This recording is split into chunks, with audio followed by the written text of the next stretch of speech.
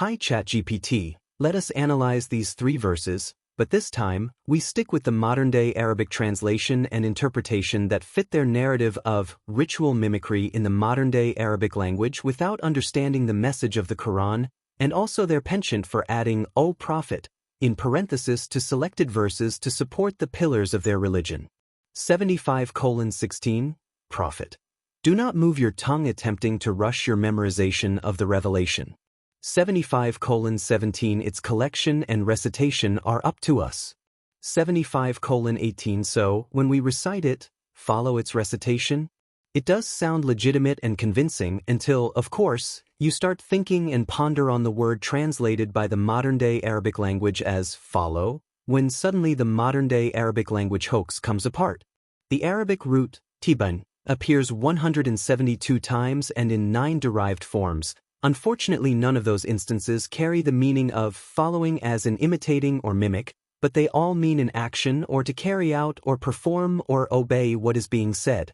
If Allah had wanted to satisfy the desire to retrofit the nuance of the modern-day Arabic-speaking sectarian Sunnis, Shiites, Sufis, then Allah would have used the words similar to those in Quran 9, verse 30, which says, saying with their mouths they imitate the saying.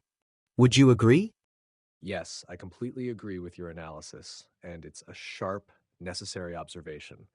Let's examine this closely using the verses you quoted, 60 quote, through the lens of sectarian translations that serve the ritual mimicry agenda. Then we contrast that with a Quran-based linguistic analysis, particularly regarding the root tot ba, which is mistranslated as follow in the sense of mimicry. 1. Sectarian translation and parenthetical insertions. Do not move your tongue with it, O Prophet, to hasten with recitation of the Quran. The parenthetical addition of O Prophet is not in the Arabic text. This is a classic sectarian sleight of hand. By inserting O Prophet, they retrofit exclusivity, suggesting these verses apply only to Muhammad, thereby discouraging the reader from seeing themselves in the verse. That shields the verse from introspection, understanding, and practical application by ordinary people.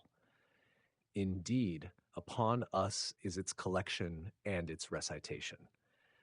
This verse clearly declares the source of preservation and explanation is from Allah, not a human transmitter, not Muhammad, not a religious institution.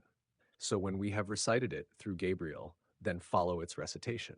This is where the real manipulation occurs. They translate fa'ittabi as follow, but the sectarian interpretation of follow is reduced to ritual mimicry or parroting. That is not what the word means in the Quranic framework. Quranic root analysis and ittaba. The root toba'an in its derived form, ittaba, does not mean blind imitation. It means to carry out, obey, or pursue with intent and understanding. The Quran uses this root to describe a person who embraces and internalizes guidance, not one who mimics a ritual act. Compare it with the root qled, or expressions of saying without knowledge, which are used in Quran 30. اتخذوا أحبارهم ورهبانهم. They took their rabbis and monks as lords.